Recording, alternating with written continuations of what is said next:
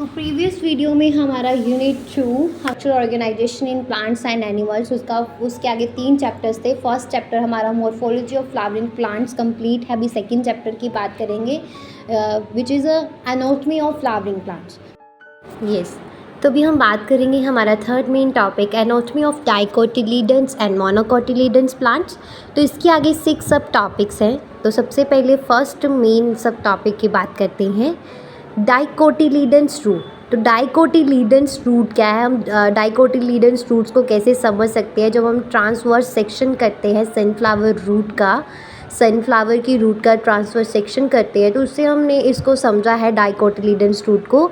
तो internal tissue organisation को देखा है सनफ्लावर रूट कि एपिडर्मिस जो होती है वो सबसे बाहर वाली लेयर होती है और बहुत सारे एपिडर्मल सेल्स जो है वो प्रोट्रूड करते हैं in the form of unicellular root hairs.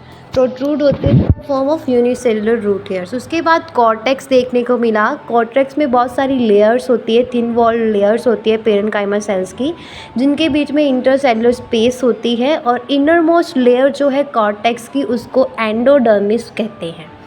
Cortex क्या है? Cortex consists of several layers of thin-walled parenchyma cells with the intercellular spaces. The innermost layer of cortex is called endodermis. Clear है? और उसके अलावा हम बोल सकते हैं कि single layer of barrel shaped cells जो है बिना इंटरसेलुलर स्पेसिस के tangential as well as a radial walls of the endodermis cells have a deposition of water impermeable waxy material subrine in the form of Casparian strips. Clear है?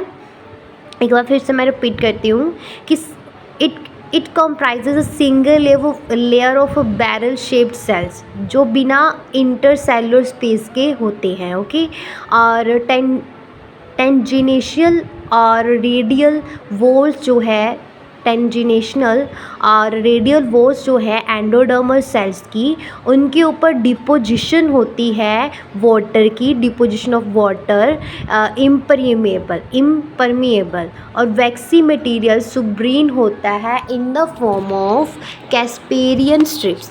Then इसमें pericycle के बारे में, pericycle क्या है? Endodermis के बाद जो लेयर्स आती है, कुछ लेयर्स आती हैं थिक वॉल्ड पेरेन्काइमेटस सेल्स की, जो लेयर्स आती है उसको पेरिसाइकिल। एंडोडर्मिस के बाद जो कुछ लेयर्स आती है पेरेन्काइमेटस सेल्स की, मोटी लेयर्स आती है, उनको हम पेरिसाइकिल बोलते हैं। तो initiation of lateral roots and vascular cambium during the secondary growth take place in these cells.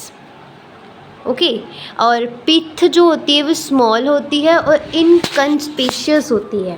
उसके बाद कंजक्टिव टिश्यू की बात करते हैं। तो कंजक्टिव टिश्यू पेरेन्काइमेटिक सेल्स जो है उनके बीच में पेरेन्काइमेटिक सेल्स जो कहाँ लाई करते हैं, जाइलम और फ्लोएम के बीच में जो लाई करते हैं उसको हम कंजक्टिव टिश्यू बोलते हैं। जो पेरेन्काइमेटिस सेल्स जाइलम एंड फ्लोएम के बीच में लाई करते हैं उसको हम कंजक्टिव टिश्यू बोलते हैं।